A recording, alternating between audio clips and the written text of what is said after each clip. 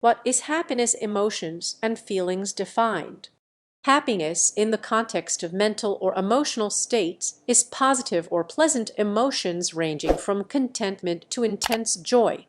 Other forms include life satisfaction, well-being, subjective well-being, flourishing, and eudaimonia. Since the 1960s, happiness research has been conducted in a wide variety of scientific disciplines, including gerontology, social psychology and positive psychology, clinical and medical research, and happiness economics. Definitions. Happiness is subject to debate on usage and meaning and on possible differences in understanding by culture. The word is mostly used in relation to two factors: the current experience of the feeling of an emotion affect such as pleasure or joy, or of a more general sense of emotional condition as a whole. For instance, Daniel Kahneman has defined happiness as what I experience here and now. This usage is prevalent in dictionary definitions of happiness. Appraisal of life satisfaction, such as of quality of life. For instance, Ruth Veenhoven has defined happiness as overall appreciation of one's life as a whole. Kahneman has said that this is more important to people than current experience. Some usages can include both of these factors. Subjective well-being (SWB) includes measures of current experience, emotions, moods, and feelings, and of life satisfaction. For instance, Sonia Lyubomirsky has described happiness as the experience of joy, contentment, or positive well-being, combined with a sense that one's life is good, meaningful, and worthwhile. Eudaimonia is a Greek term variously translated as happiness, welfare, flourishing, and blessedness. Xavier Lanz has proposed that happiness include measures of subjective well-being, mood, and eudaimonia. These differing uses can give different results. For instance, the correlation of income levels has been shown to be substantial with life satisfaction measures, but to be far weaker, at least above a certain threshold, with current experience measures. Whereas Nordic countries often score highest on SWB surveys, South American countries score higher on affect-based surveys of current positive life experiencing. The implied meaning of the word may vary depending on context, qualifying happiness as a polyseme and a fuzzy concept. A further issue is when measurement is made. Appraisal of a level of happiness at the time of the experience may be different from appraisal via memory at a later date. Some users accept these issues but continue to use the word because of its convening power. Measurement. People have been trying to measure happiness for centuries. In 1780, the English utilitarian philosopher Jeremy Bentham proposed that as happiness was the primary goal of humans, it should be measured as a way of determining how well the government was performing. Happiness can be examined in experiential and evaluative contexts. Experiential well-being or objective happiness is happiness measured in the moment via questions such as how good or bad is your experience now? In contrast, evaluative well-being asks questions such as how good was your vacation and measures one's subjective thoughts and feelings about happiness in the past. Experiential well-being is less prone to errors in reconstructive memory, but the majority of literature on happiness refers to evaluative well-being. The two measures of happiness can be related by heuristics such as the peak and rule. Several scales have been developed to measure happiness. The Subjective Happiness Scale (SHS) is a 4-item scale measuring global subjective happiness from 1999. The scale requires participants to use absolute ratings to characterize themselves as happy or unhappy individuals, as well as it asks to what extent they identify themselves with descriptions of happy and unhappy individuals. The Positive and Negative Affect Schedule (PANIS) from 1988 is a 20-item questionnaire using a 5-point Likert scale. 1 equals very slightly or not at all, 5. It equals extremely to assess the relation between personality traits and positive or negative effect at this moment, today, the past few days, the past week, the past few weeks, the past year, and in general. A longer version with additional effect scales was published 1994. The Satisfaction with Life Scale SWLS is a global cognitive assessment of life satisfaction developed by Ed Diener. A 7-point Likert scale is used to agree or disagree with 5 statements about one's life. The Cantrell ladder method has been used in the World Happiness Report. Respondents are asked to think of a ladder, with the best possible life for them being a 10 and the worst possible life being a 0. They are then asked to rate their own current lives on that 0 to 10 scale. Positive experience. The survey by Gallup asks if the day before people experienced enjoyment, laughing or smiling a lot, feeling well rested, being treated with respect, learning or doing something interesting. 9 of the top 10 countries in 2018 were South American, led by Paraguay and Panama. Country scores range from 85 to 43. The RIF scale uses 6 dimensions to define well-being. They are autonomy, environmental mastery, personal growth, positive relations, purpose in life, and self-acceptance. 20 questions are comprised for each aspect of well-being. Since 2012, a World Happiness Report has been published. Happiness is evaluated as in how happy are you with your life as a whole, and in emotional reports as in how happy are you now, and people seem able to use happiness as appropriate in these verbal contexts. Using these measures, the report identifies the countries with the highest levels of happiness. In subjective well-being measures, the primary distinction is between cognitive life evaluations and emotional reports. The UK began to measure national well-being in 2012, following Bhutan, which had already been measuring gross national happiness. Academic economists and international economic organizations are arguing for and developing multidimensional dashboards which combine subjective and objective indicators to provide a more direct and explicit assessment of human well-being. There are many different contributors to adult well-being that happiness judgments partly reflect the presence of salient constraints, and fairness, autonomy, community, and engagement are key aspects of happiness and well-being throughout the life course. Although these factors play a role in happiness, they do not all need to improve simultaneously to help one achieve an increase in happiness. Happiness has been found to be quite stable over time. Philosophy. Relation to morality.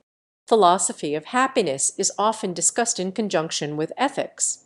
Traditional European societies, inherited from the Greeks and from Christianity, often linked happiness with morality, which was concerned with the performance in a certain kind of role in a certain kind of social life. Happiness remains a difficult term for moral philosophy. Throughout the history of moral philosophy, there has been an oscillation between attempts to define morality in terms of consequences leading to happiness and attempts to define morality in terms that have nothing to do with happiness at all. Connections between happiness and morality have been studied in a variety of ways in psychology. Empirical research suggests that laypeople's judgments of a person's happiness in part depend on perceptions of that person's morality, suggesting that judgments of others' happiness involve moral evaluation. A large body of research also suggests that engaging in prosocial behavior can increase happiness. Ethics. Ethicists have made arguments for how humans should behave either individually or collectively based on the resulting happiness of such behavior. Utilitarians, such as John Stuart Mill and Jeremy Bentham, advocated the greatest happiness principle as a guide for ethical behavior. Aristotle. Aristotle described eudaimonia, Greek, eta, as the goal of human thought and action. Eudaimonia is often translated to mean happiness, but some scholars contend that human flourishing may be a more accurate translation. Aristotle's use of the term in Nicomachean Ethics extends beyond the general sense of happiness.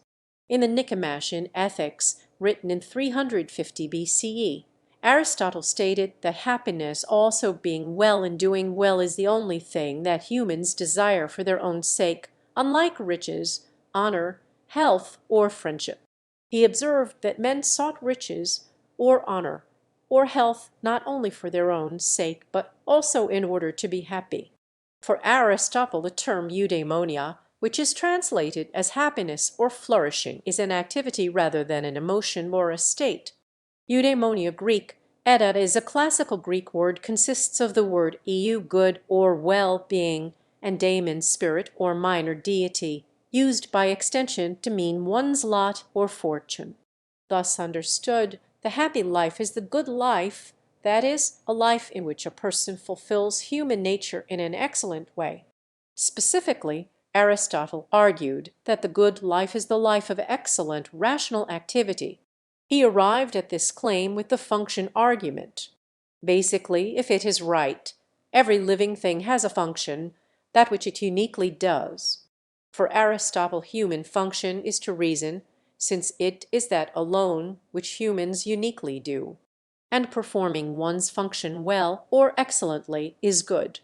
According to Aristotle, the life of excellent rational activity is the happy life. Aristotle argued a second best life for those incapable of excellent rational activity was the life of moral virtue. The key question Aristotle seeks to answer is what is the ultimate purpose of human existence. A lot of people are seeking pleasure, health, and a good reputation. It is true that those have a value, but none of them can occupy the place of the greatest good for which humanity aims. It may seem like all goods are a means to obtain happiness, but Aristotle said that happiness is always an end in itself. Nietzsche. Friedrich Nietzsche critiqued the English utilitarians' focus on attaining the greatest happiness, stating that man does not strive for happiness, only the Englishman does. Nietzsche meant that making happiness one's ultimate goal and the aim of one's existence, in his words, makes one contemptible. Nietzsche instead yearned for a culture that would set higher, more difficult goals than mere happiness. He introduced the quasi-dystopic figure of the last man as a kind of thought experiment against the utilitarians and happiness seekers. These small, last men who seek after only their own pleasure and health, avoiding all danger, exertion, difficulty, challenge, struggle, are meant to seem contemptible to Nietzsche's reader. Nietzsche instead wants us to consider the value of what is difficult, what can only be earned through struggle, difficulty, pain, and thus to come to see the affirmative value suffering and unhappiness truly play in creating everything of great worth in life, including all the highest achievements of human culture, not least of all philosophy. Changes in focus over time. In 2004, Darren McMahon said that over time, the emphasis shifted from the happiness of virtue to the virtue of happiness.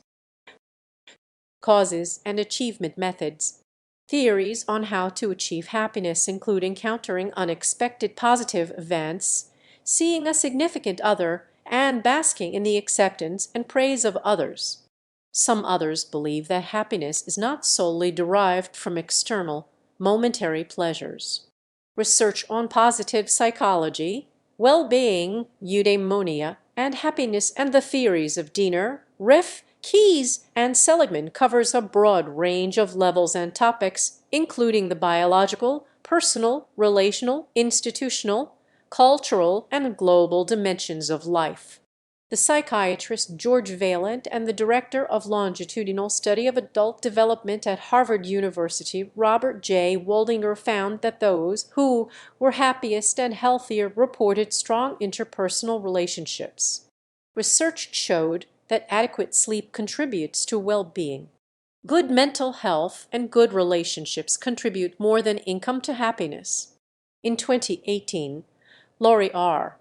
Santa's course, titled Psychology and the Good Life, became the most popular course in the history of Yale University and was made available for free online to non-Yale students. Some commentators focus on the difference between the hedonistic tradition of seeking pleasant and avoiding unpleasant experiences and the eudaimonic tradition of living life in a full and deeply satisfying way. Kahneman has said that when you look at what people want for themselves, how they pursue their goals, they seem more driven by the search for satisfaction than the search for happiness. Self-fulfillment theories. Maslow's hierarchy of needs is a pyramid depicting the levels of human needs, psychological and physical. When a human being ascends the steps of the pyramid, self-actualization is reached. Beyond the routine of needs fulfillment, Maslow envisioned moments of extraordinary experience, known as peak experiences, profound moments of love, understanding, happiness, or rapture, during which a person feels more whole, alive, self-sufficient, and yet a part of the world. This is similar to the flow concept of Milai C.S.K. Shentmi Lee. The concept of flow is the idea that after our basic needs are met, we can achieve greater happiness by altering our consciousness by becoming so engaged in a task that we lose our sense of time. Our intense focus causes us to forget any other issues, which in return promotes positive emotions. Erich Fromm said happiness is the indication that man has found the answer to the problem of human existence, the productive realization of his potentialities, and thus, simultaneously, being one with the world and preserving the integrity of his self. In spending his energy productively, he increases his powers. He burns without being consumed. Self-determination theory relates intrinsic motivation to three needs: competence, autonomy, and relatedness. Ronald Inglehart has traced cross-national differences in the level of happiness based on data from the World Values Survey. He finds that the extent to which a society allows free choice has a major impact on happiness. When basic needs are satisfied, the degree of happiness depends on economic and cultural factors that enable free choice in how people live their lives. Happiness also depends on religion in countries where free choice is constrained. The idea of motivational hedonism is the theory that pleasure is the aim for human life. Due to impact bias, people are poor predictors of their future emotions. Sigmund Freud said that all humans strive after happiness, but that the possibilities of achieving it are restricted because we are so made that we can derive intense enjoyment only from a contrast and very little from the state of things. Positive psychology. Since 2000, the field of positive psychology has expanded drastically in terms of scientific publications and has produced many different views on causes of happiness and on factors that correlate with happiness. Numerous short-term self-help interventions have been developed and demonstrated to improve happiness. Indirect approaches. Various writers, including Camus and Toll, have written that the act of searching or seeking for happiness is incompatible with being happy. John Stuart Mill believed that for the great majority of people happiness is best achieved en passant rather than striving for it directly. This meant no self-consciousness, scrutiny, self-interrogation, dwelling on, thinking about, imagining or questioning on one's happiness.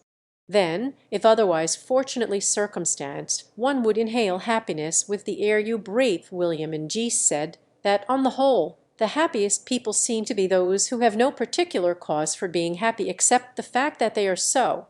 Orison Swett Marden said that some people are born happy.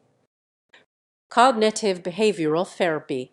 Cognitive behavioral therapy is a popular therapeutic method used to change habits by merely changing thoughts. It focuses on emotional regulation and utilizes a lot of positive psychology practices. It is often used for people with depression or anxiety and works towards how to lead a happier life. Effects: positive, negative. June Gruber argued that happiness may have negative effects. It may trigger a person to be more sensitive, more gullible, less successful, and more likely to undertake high-risk behaviors. She also conducted studies suggesting that seeking happiness can have negative effects, such as failure to meet over high expectations. Iris Moss has shown that the more people strive for happiness, the more likely they will set up too high of standards and feel disappointed. The reason happiness can lead to negative effects is because it can lead to individuality self-defeating. A lot of times, the more people try to find happiness, the more disappointed they may feel. One study shows that women who value happiness more tend to be less happy in low-stress situations.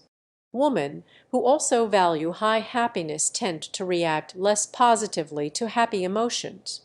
This shows that with happiness, those who make it their identity tend to be less happy than they expect to be when happy situations present themselves. A 2012 study found that psychological well-being was higher for people who experienced both positive and negative emotions. Society and culture. Government.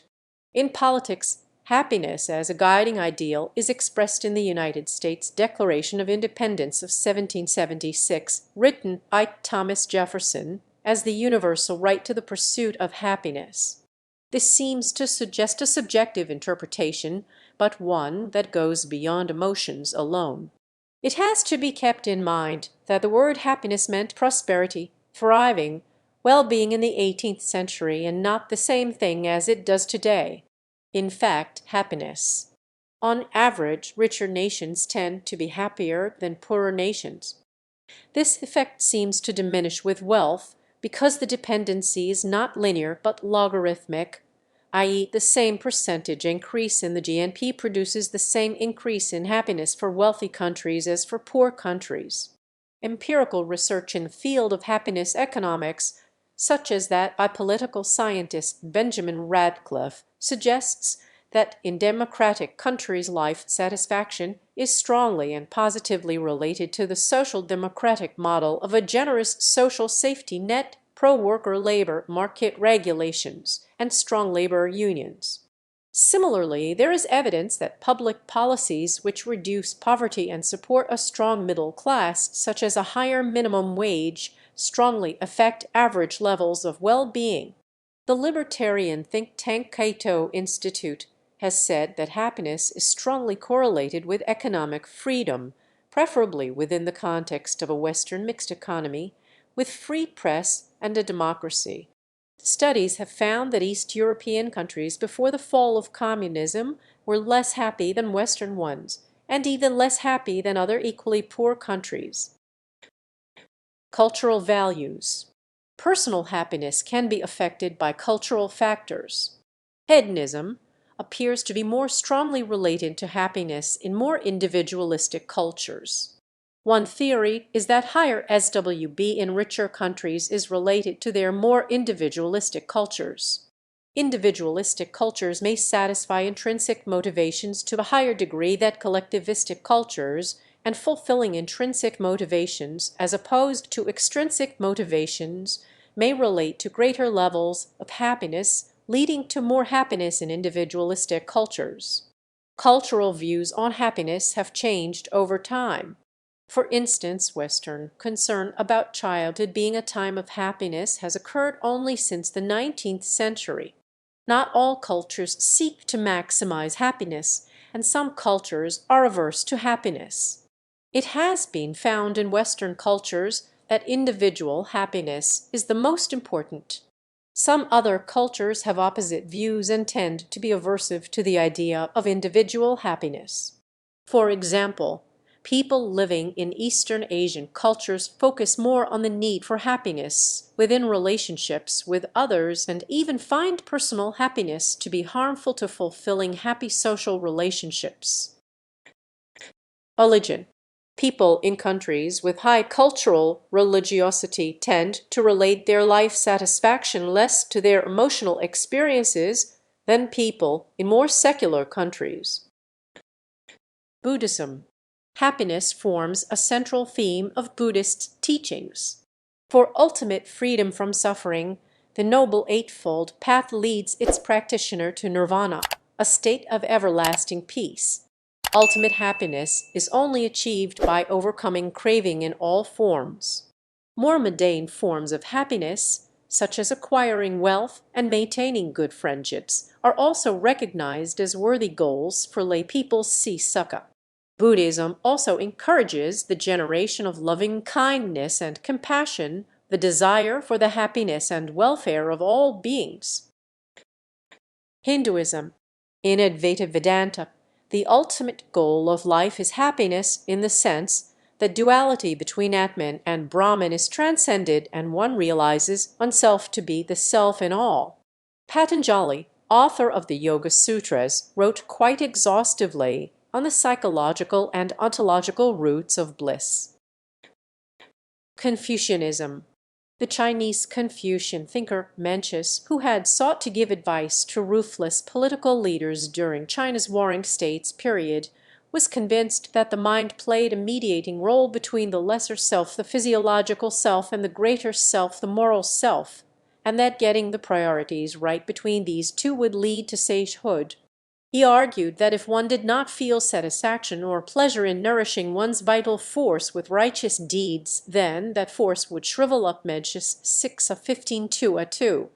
More specifically, he mentions the experience of intoxicating joy if one celebrates the practice of the great virtues, especially through music. Judaism. Happiness, or Simcha Hebrew, in Judaism is considered an important element in the service of God. The biblical verse worship the Lord with gladness, come before him with joyful songs. Psalm 102 stresses joy in the service of God. A popular teaching by Rabbi Nachman of Breslov, a 19th century Hasidic rabbi, is mitzvah jedal alehiat b'simcha tamid. It is a great mitzvah commandment to always be in a state of happiness. When a person is happy, they are much more capable of serving God and going about their daily activities than when depressed or upset. Christianity. The primary meaning of happiness in various European languages involves good fortune, blessing, or a similar happening. The meaning in Greek philosophy refers primarily to ethics.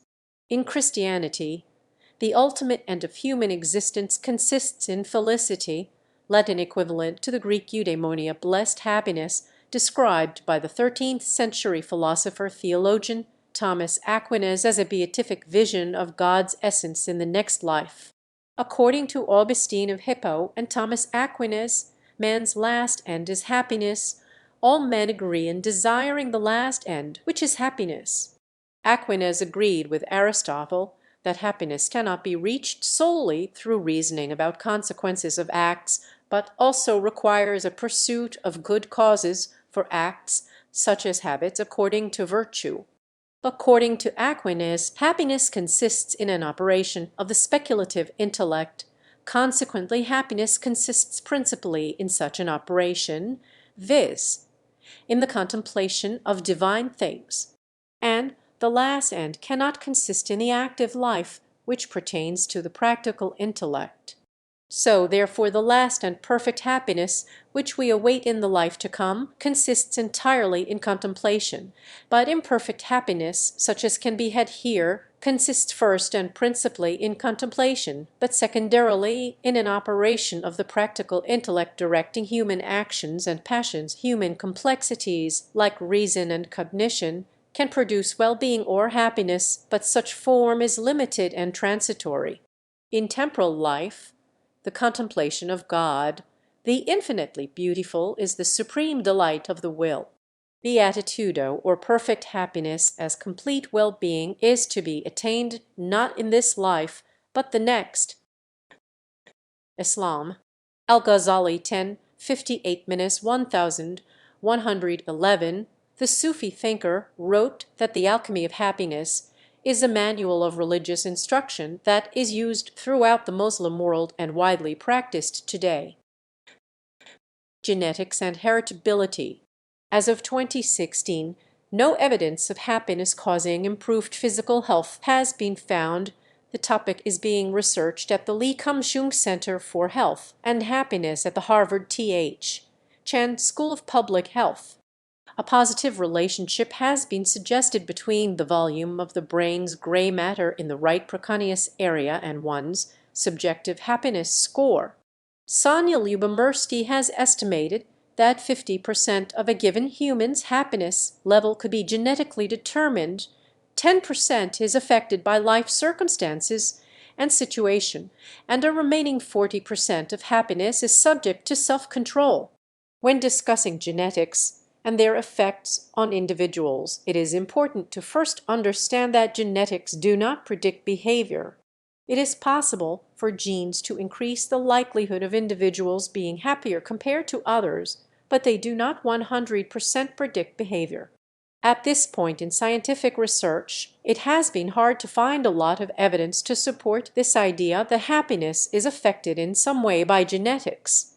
In a 2016 study, Michael Minkoff and Michael Harris-Bunt found that a gene by the name of SLC6A4 was not a good predictor of happiness level in humans. On the other hand, there have been many studies that have found genetics to be a key part in predicting and understanding happiness in humans. In a review article discussing many studies on genetics and happiness, they discussed the common findings. The author found an important factor that has affected scientists' findings, this being how happiness is measured. For example, in certain studies, when subjective well-being is measured as a trait, heredity is found to be higher, about 70 to 90%. In another study, 11,500 unrelated genotypes were studied, and the conclusion was the heritability was only 12 to 18%. Overall, this article found the common percent of heredity was about 20 to 50%. Thank you for watching. Consider supporting the channel, leave a like and subscribe.